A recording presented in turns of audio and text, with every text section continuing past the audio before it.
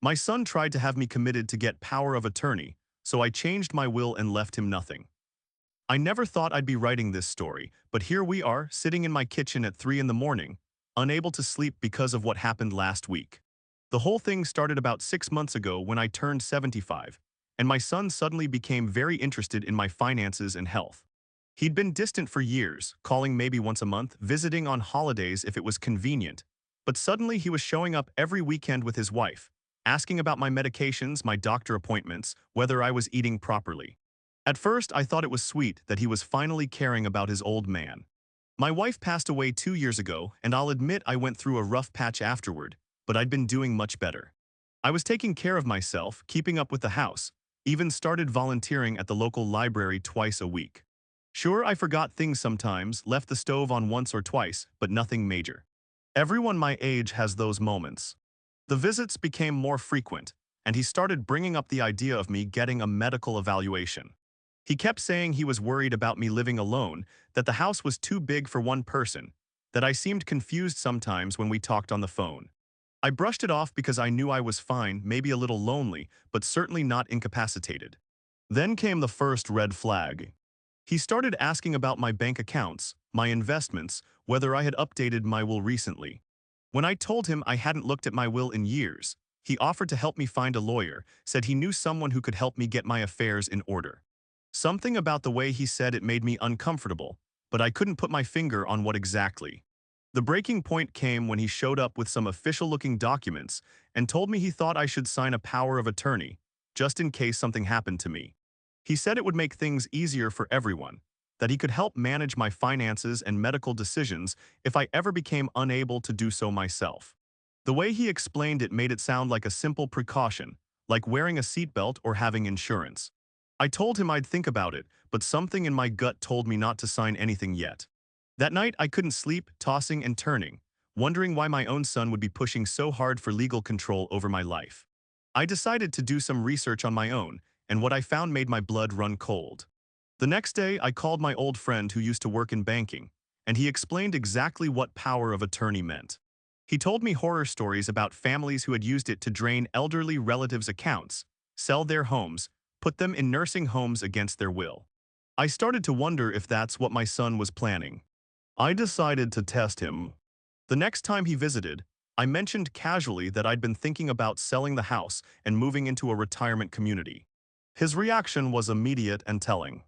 He got excited, started talking about how smart that would be, how much money I could get for the house, how he could help me find a good financial advisor to manage the proceeds. Then I mentioned that I'd been thinking about donating some of my savings to charity, maybe setting up a scholarship fund in my wife's name. His face changed completely. He started talking about how I needed to be careful with my money, how I might need it for medical expenses, how I should think about my family first. The way he said family, emphasizing it like a threat, made me realize what was really going on. Over the next few weeks, I started paying closer attention to his behavior. He would ask leading questions about my memory, write down things I said, and I even caught him recording our conversations on his phone once. When I confronted him about it, he said he was just trying to help me remember things better, but I knew better. The situation escalated when he started bringing his wife along to gang up on me. She would ask me the same questions he did, about my health, my memory, whether I was taking my medications properly. They started pointing out every little mistake I made, every time I forgot a name or repeated a story. It felt like they were building a case against me. Then came the day that changed everything. I was in my garden tending to my tomatoes when I saw a van pull up to my house. Two men in suits got out along with my son and they walked up to my front door.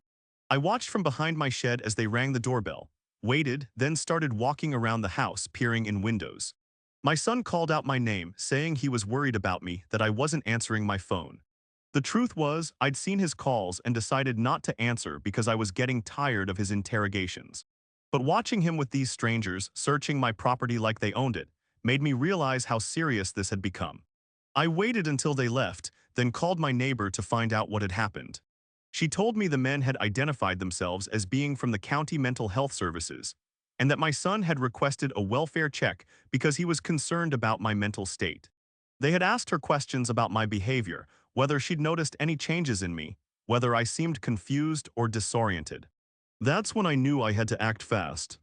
I realized my son was trying to build a case to have me declared mentally incompetent so he could get control of my finances. I'd heard about this happening to other elderly people, but I never thought my own child would try to do it to me. The next morning, I drove to the bank and asked to speak with the manager. I explained my situation and she confirmed my worst fears. She told me that if someone obtained power of attorney or guardianship over me, they could access all my accounts, sell my property, even put me in a nursing home against my will. She suggested I speak with a lawyer immediately. I found a lawyer who specialized in elder law, and when I explained what was happening, she wasn't surprised. She said she'd seen this type of situation many times, where adult children try to manipulate the system to gain control over their parents' assets. She advised me to take immediate action to protect myself. The first thing we did was set up a meeting with my doctor to get a comprehensive mental health evaluation.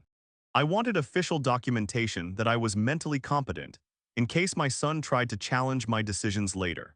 The doctor put me through a series of tests, and while I wasn't perfect, I scored well enough to prove I was capable of making my own decisions. Next, we updated my will.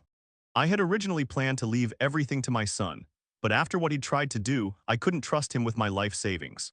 Instead, I decided to leave most of my money to charity, specifically to organizations that help protect elderly people from financial abuse. The irony wasn't lost on me.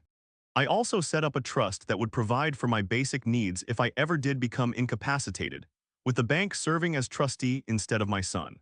This way, even if something happened to me, he wouldn't be able to get his hands on my money. The hardest part was deciding what to do about my house. It had been our family home for 40 years, full of memories of my wife and my son's childhood.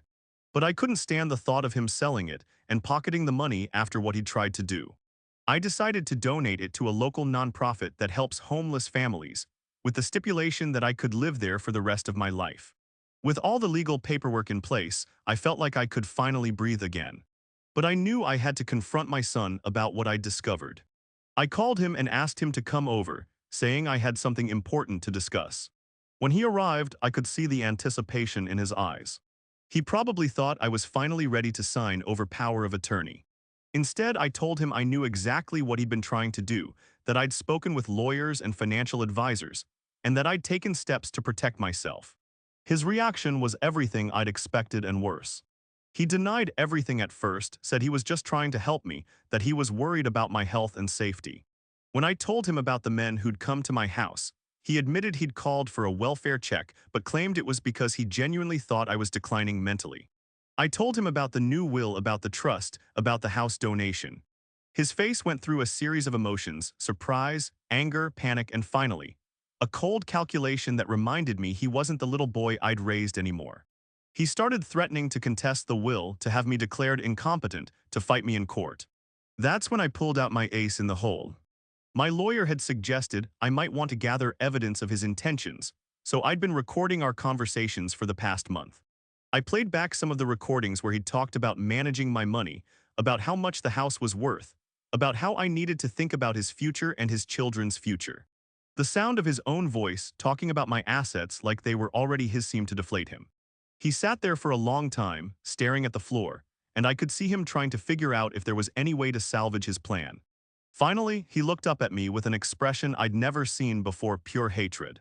He told me I was a selfish old man, that I was punishing him for caring about me, that I was throwing away his inheritance out of spite. He said his children would never forgive me for leaving them nothing, that I was destroying our family. I told him the family had been destroyed the moment he decided to try to have me committed for money. I explained that if he'd come to me honestly, if he'd told me he was struggling financially or needed help, I would have been happy to assist him. But trying to manipulate the system to steal from me was unforgivable. He stormed out of the house, slamming the door so hard it rattled the windows. I haven't heard from him since, and honestly, I'm not sure I want to. It's been heartbreaking to realize that the son I loved and raised would try to destroy my life for money, but I'm proud of myself for fighting back. The aftermath has been surprisingly peaceful. I've thrown myself into my volunteer work at the library, started taking classes at the community college, even joined a senior hiking group. I've made new friends who value me for who I am, not what I'm worth financially. I've also become something of an advocate for elderly rights. I speak at senior centers about financial abuse, share my story to help others recognize the warning signs. It's amazing how many people have similar stories, how common this type of manipulation is in families. Some people have asked me if I regret being so harsh with my son, if I think I should have tried to work things out differently. But every time I think about those men showing up at my house, about the recordings on his phone, about the cold calculation in his eyes when he talked about my money, I know I made the right choice. The money I'm leaving to charity will help protect other elderly people from going through what I went through. The house will provide shelter for families who need it. These seem like much better legacies than funding my son's greed. I do miss the son I thought I had, the one who called me on Father's Day and brought his kids to visit their grandfather. But I've come to realize that person might never have existed, that maybe he was always just waiting for me to become vulnerable enough to take advantage of. The saddest part is thinking about my grandchildren, who will grow up without really knowing me because their father chose money over family.